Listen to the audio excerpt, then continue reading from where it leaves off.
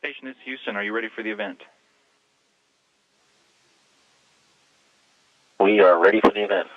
National Public Radio, this is Houston. Please call station for a voice check. Station, this is National Public Radio. How do you hear me? We hear you loud and clear. Welcome aboard the International Space Station. Thank you so much. This is Melissa Block with All Things Considered. And do we have Cady Coleman there? She is here, as well as Paolo Nespoli. Fantastic. And Scott Kelly, that must be you. Yes, it is. Great. Welcome. Thanks so much for talking to me. And Cady, I wonder if I could start with you. I gather that you have brought music with you to the International Space Station. I wanted to ask you what you have with you. Well, I play the flute on the ground, and it's one of the things I love to do, so I brought my own flute with me. But I also brought some other flutes with me. I have a penny whistle from Paddy Maloney of the Chieftains, and also a very old Irish flute from Matt Malloy of the Chieftains. And I have a flute from Ian Anderson of Jethro Tull. So a pretty well-rounded spectrum, and I am having a great time up here with them. Oh, that's amazing. Now, how did it come to be that you have those three flutes with you?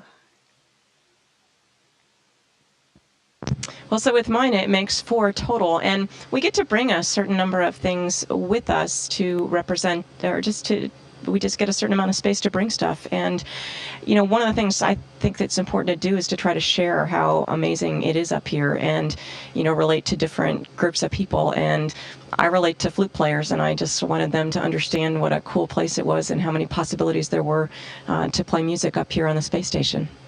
Well, what is it like to play the flute and experience weightlessness? Is it easier? Is it harder?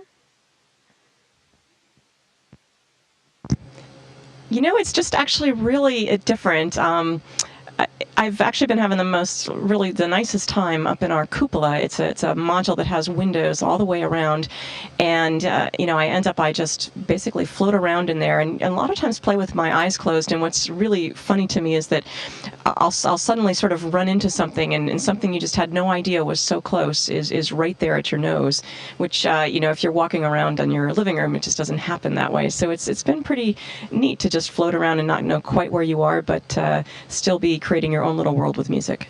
That sounds great. What are the acoustics like up there? That really depends on the module, and I have to say I've been playing a lot more now that I've found the cupola, which the nicest part about it, besides the view, at least for me, is that nobody can hear me play in there if they're in some other part of the station. In other parts where we have a lot of sort of cloth bags, it absorbs the sound and it's not quite as bright sounding. But I've been trying to play module by module, and they all sound pretty good. You know, I'm thinking, Colonel Coleman, that it would be a pretty amazing thing for you to have some sort of space ground concert. You know, you playing up there on the space station along with Paddy Maloney and Ian Anderson and Matt Malloy. We are trying to work some of those things out, and hopefully we will manage to make them happen. The time delay, there's a technical difficulty in that. I'll tell you, the way I usually play is I play with people. I play with a group, and I'm somebody who sort of listens and then does the noodling in the background, and so I like to follow. And so it's a little bit hard for us to all play something at the same time. We're trying to work that part out, but it might be that they send me something to play, and then I send it back down there on film, or we're trying to work out the details. But in any case, I think with their instruments up here, I think I have a lot of flute players up here with me. Cady Coleman, you have your fellow crew members there with you, Commander Scott Kelly and Paolo Nespoli from the European Space Agency. And I wonder, Scott and Paolo, what you think of Cady's playing. Is this something that makes your time in space even more pleasant?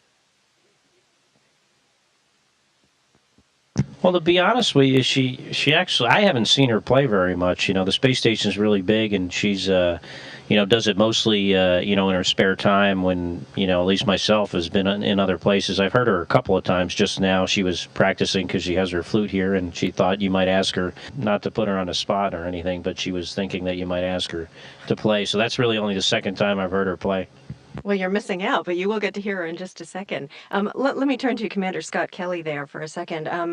Commander Kelly, you are the brother-in-law of Congresswoman Gabrielle Giffords, and I imagine it's been especially hard to be there on the International Space Station and unable to be with your brother, Mark Kelly, and the Congresswoman during this time as she's recovering?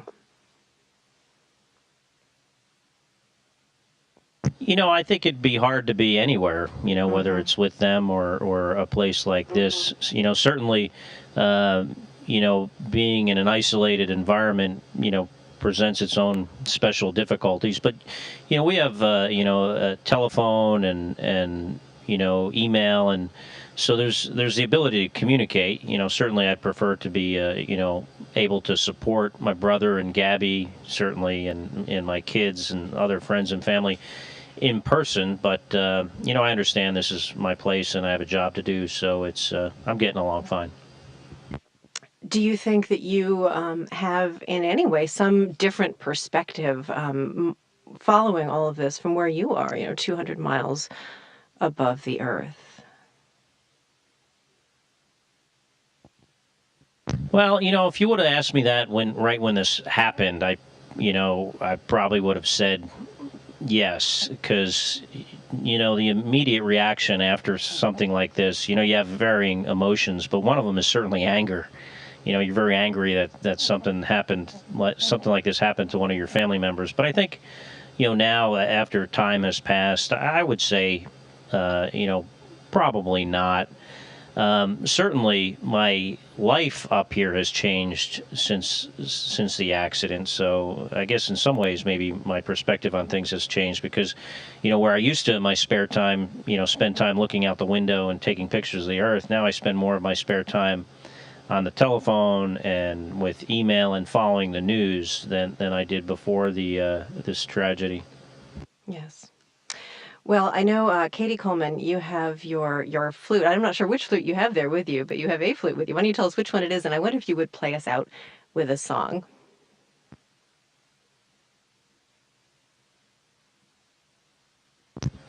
Well, I'm from Massachusetts, and I brought my own flute, which was made by a really neat company in Massachusetts. And the song I was going to play is called Blue Nose. It's by a Canadian guy named Stan Rogers, who writes a lot of the things that I love to play.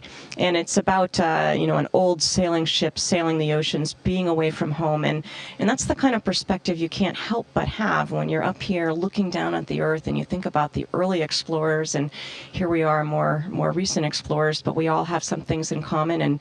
And there are jobs that we have to do far from home. So this is for John McBride, who in our International Space Station branch in the astronaut office is the cornerstone of our branch, and it's his favorite song. Great.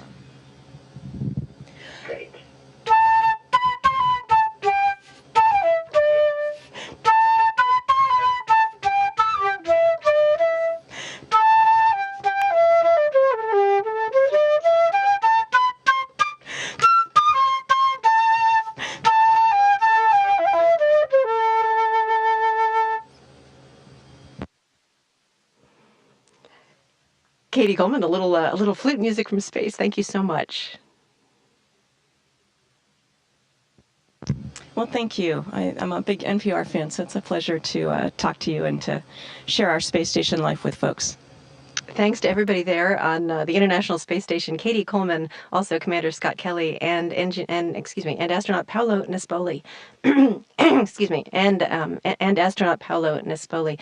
Thanks to all of you, and best of luck with the rest of your mission. Thanks very much.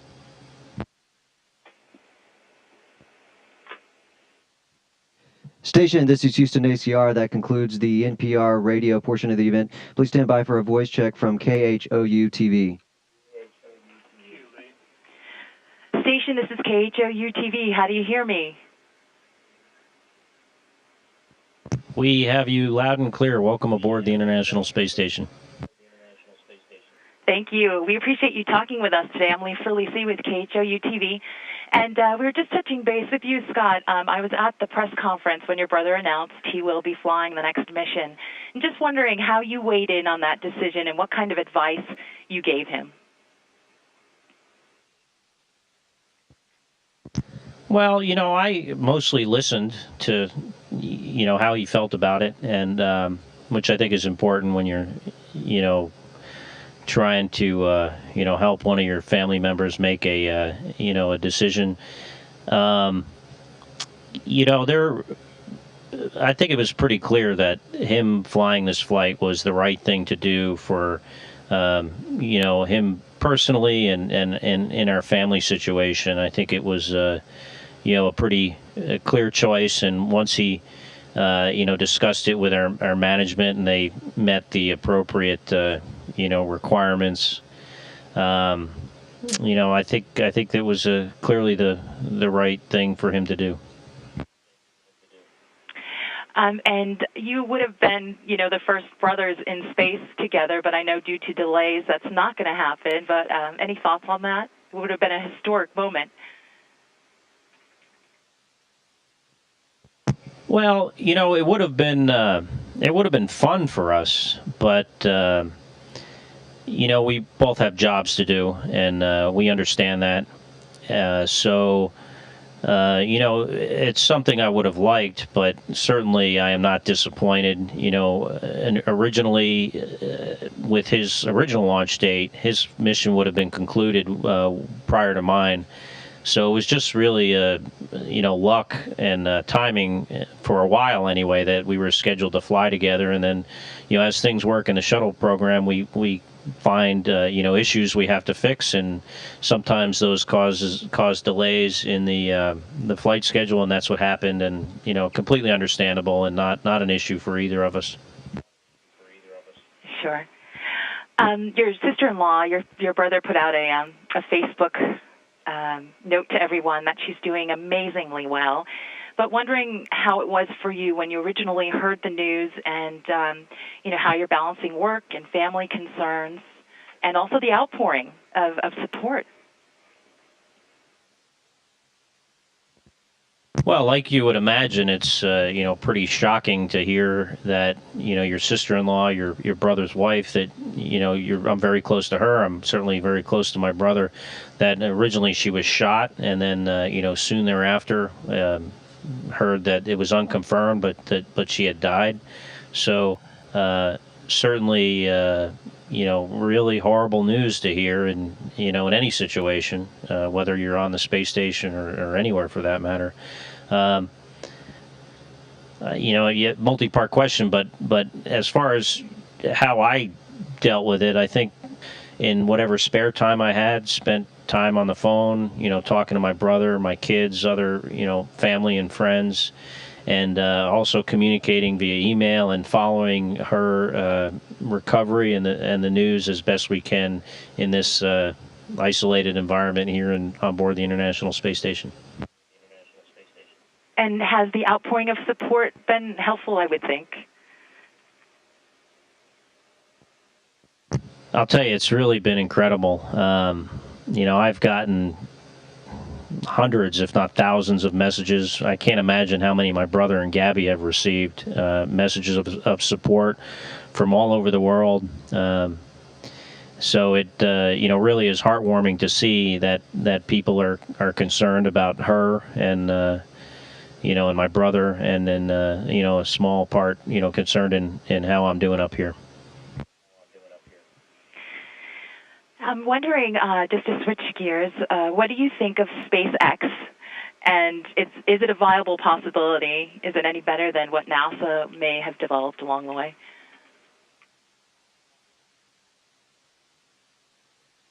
Oh, I think it's great, that they've been able to achieve something that only governments have done, and just a few governments have done previously. It's an incredible achievement that they need to be very proud of. I don't know, a lot of the technical details and be able to compare, their SpaceX, their Falcon 9 and the Dragon with, NASA's, what would have been the, NASA version of that with the Constellation program. But, I think, like I said, I think they should be very proud of themselves. And I think, it is definitely a viable program. So I'm excited to see, how far they get and watch them along the way. And how are the experiments and all the different things you're doing going on the space station? Is there anything interesting that you could talk about in your work that you're all doing up there?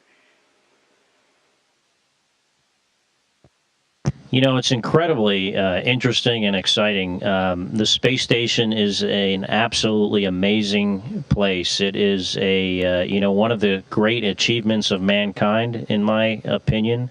Probably, the hardest, most difficult engineering accomplishment that anyone has ever done. We have 130 different science experiments operating on board at any given time. Right now, we're very busy with visiting cargo vehicles, kind of preparing for when the shuttle finally stops flying. We have a shuttle flight, ULF-5, coming in a couple of weeks. So, between doing the science we're doing and preparing for all these vehicles, we're staying very busy.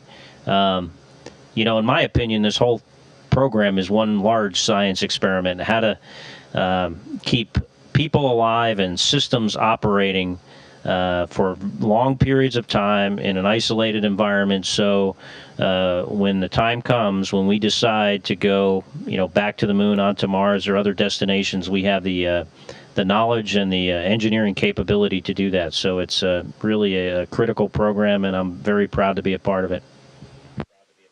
Yeah, it's quite extraordinary work that you're all doing.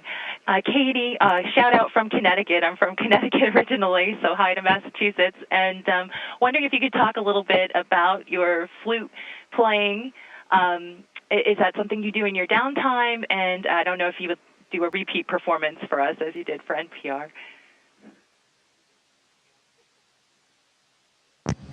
I love to play mostly with people. That's the biggest difference. Down on the Earth, I almost always play with friends and groups, and they're playing something and I play something in the background, and it's something I do in my spare time.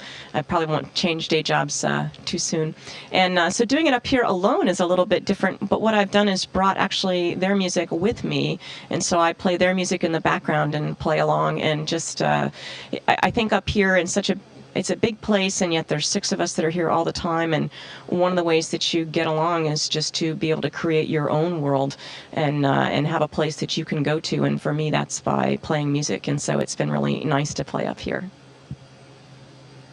Would you also be able to play us out? I don't know if that's convenient or not. Sure. Thank you to you all. I appreciate it. Wishing you the best.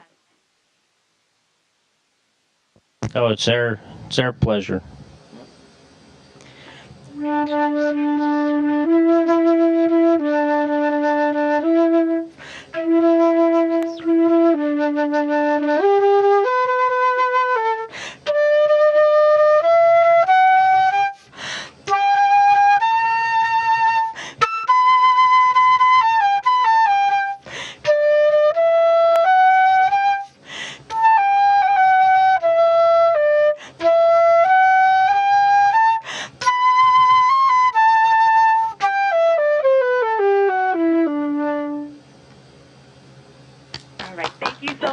Appreciate your time. Yes, applause from here too.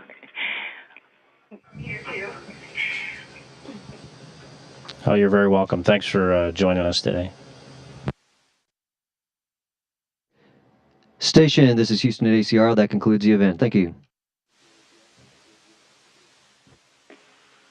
Thank you, National Public Radio and KHOU TV station. We are now resuming operational audio communications.